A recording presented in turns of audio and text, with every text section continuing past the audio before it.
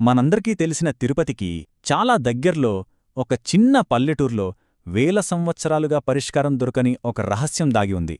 ఇది కేవలం చరిత్రకారులనే కాదు, సైంటిస్టులను కూడా తలలు పట్టుకునేలా చేస్తున్న ఒక అద్భుతం. దాని పేరే గుడిమల్లం. ఒక్కసారి ఊహించుకోండి, ప్రపంచంలోనే ఎప్పట్నుంచో పూజలందుకుంటున్న ఒక పురాతన విగ్రహం మనం ఇప్పటిదాకా చూసిన వాటికి ఏమాత్రం సంబంధం లేకుండా పూర్తి భిన్నంగా ఉంటే. అవును, మనం మాట్లాడుకోబోయేది సరిగ్గా అలాంటి అద్భుతం గురించే. అదే గుడిమల్లం లింగం.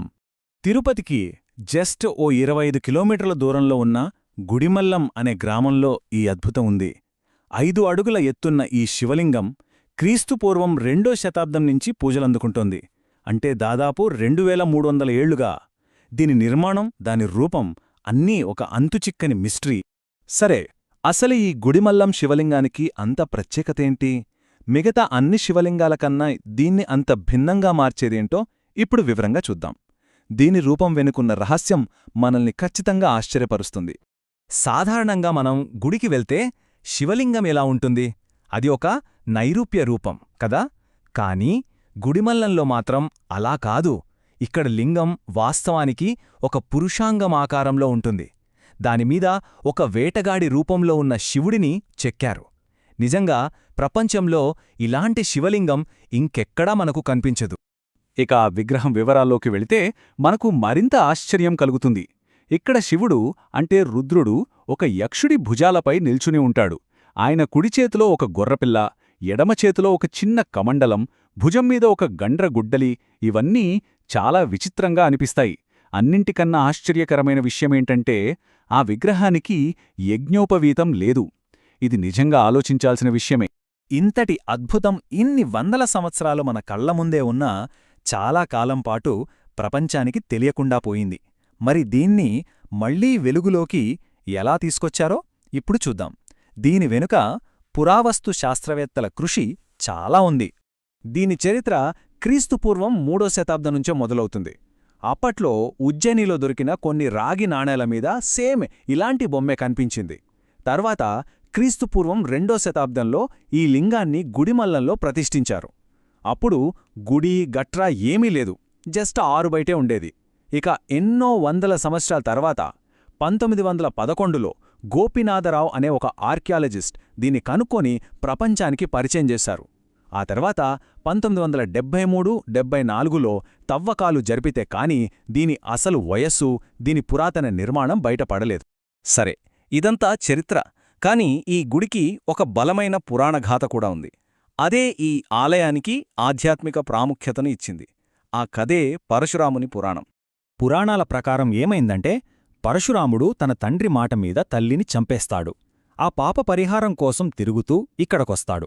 అప్పుడు ఈ శివలింగాన్ని కనుగొని రోజూ పూజించడం మొదలుపెడతాడు. దగ్గర్లోని చెరువులో రోజుకి ఒకే ఒక్క పువ్వు పూసేదట. ఆ పువ్వును కాపాడటానికి చిత్రసేనుడు అనే యక్షుణ్ణి కాపలా పెడతాడు.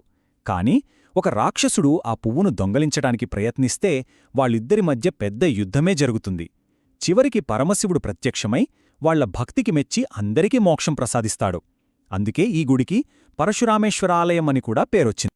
అయితే ఈ ఆలయంలోని వింతలు కేవలం ఆ లింగానికే పరిమితం కాలేదు. ఆలయ నిర్మాణం దగ్గర్నుంచి అక్కడున్న వేరే విగ్రహాల వరకు అన్ని మిస్టరీలే. ఈ నిర్మాణంలో ఉన్న వింతలు మనకు అర్థం కావాలంటే ముందు ఆగమ శాస్త్రం అంటే ఏంటో తెలియాలి.